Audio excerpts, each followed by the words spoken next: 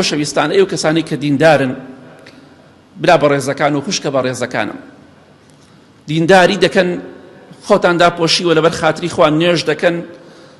شەرعی خوا جێبەجێ دەکەن دڵخۆش بن وەڵاهی مستەقبەل و پاشە ڕۆژی تۆ باشە تۆ براوەی ئەوەی کە بیلعەکسی تۆیە و بە پێچەوانەی تۆوە هەڵسو کەوتەکە و دژی دینەکەی تۆیە دۆڕاوە پاشە ڕۆژی دۆڕاوە قیامەتی دۆڕاوە هەمووی پڕە لە بەدبەختی و نەهامەتی بۆیان تەماشا دەکەی خوای گەورە لە قورئانی پیرۆزە دەفەرمێ ئەوانەی کە ئەهلی ئاگرن پەنا بە خوای گەورەوانەی کە لە دۆزەخدان باجی تاوانەکانیان دەدەن بانگی جێ دەکەن بانگی ئەهلی بەهەشت دەکەن بانگی ئیمانداران واتە بێدینەکان خراپەکارەکان بانگی کێ دەکەن بانگی ئیمانداران دەکەن و ئەهلی بەهەشت دەکەن خوای گەورە بە ئەهلی بەهەشتمان قبوڵ کات دەڵێن چی ئەن ئەفیض عەلەینا من الماء ئەو مما ڕەزەقەکم الله توخوا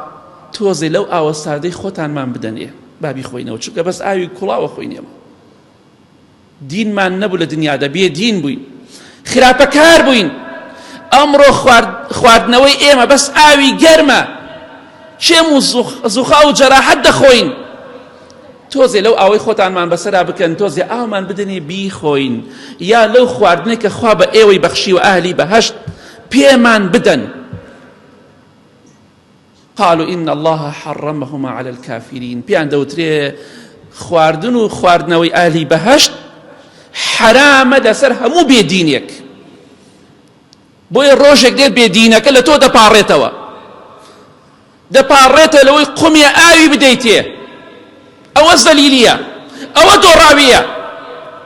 ئەوە بەدبەختیە ئەوە بێ عەقلیە حاشا لەو ڕیبەڕێستان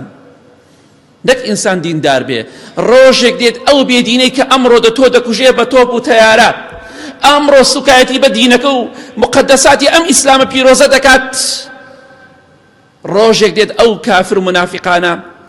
ڕۆژێک دێت لە ناو جەهەنەما دەبن بە دڵنیایەوە سەتاسەد ئەگەر تۆبە نەکەن وەسەری بمرن لەگەڵ ئەوەشە لە تۆی بەهەشتی و لە تۆی ئیماندار دەپاڕێنەوە زەلیل و داماون تەنها داوای خواردن و خواردنەوەی لە تۆ دەکەن بەڵام لە کاتێکە بۆشیان نادرێت بۆیان جێبەجێ ناکرێت پێشیان نادرێت کەواتە دڵخۆش بە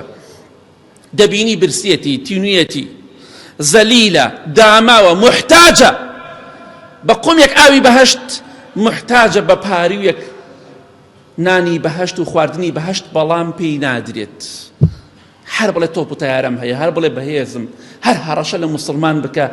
ڕۆژێک دێت بەخوا پێویست بە قومی ئاوی و موسڵمانێک دەبێت هەی جوولەکەی بێدین و هەی وڵاتە زلهێزەکان ڕۆژێک دێت خوا زەلیلتان دەکات لە ناو دۆزەخە ئەو لوتە بەرزەی کە ئەمڕۆ هەتانە هەی جوولەکە و هەی ترەمپ و نازانم کێ ڕۆژێک دێت خوا لوتان دەشکێنێ ئەگەر لەسەر بێدینی خۆتان بەردەوام بن و تۆبە نەکەن و نەگەڕێنەوە بەلای خوا هەر کەسێک نەگەڕێتەوە بەخوا داماو ئەبن بەخوا زەلیل ئەبن هاوشێوەکانی ئێوەش کلکەکان و منافقەکانی ئێوەش بە هەمان شێوە زەلیل دەبن ناو دۆزەخدا بۆیە موسڵمان دڵخۆش بە الحەمدوللا دینداری خوشکە بە ڕێزەکەم لەچکەکەت و باڵاپۆشەکەت فڕێم مەدە ڕۆژێک دێت ئەو زەلیلانەی کە بە تۆ دەڵێن دواکەوت و خۆیان دواکەوت و دەرەچن خۆیان داماو دەبن تۆ براوە دەبی بە ئیزنی خوای گەورە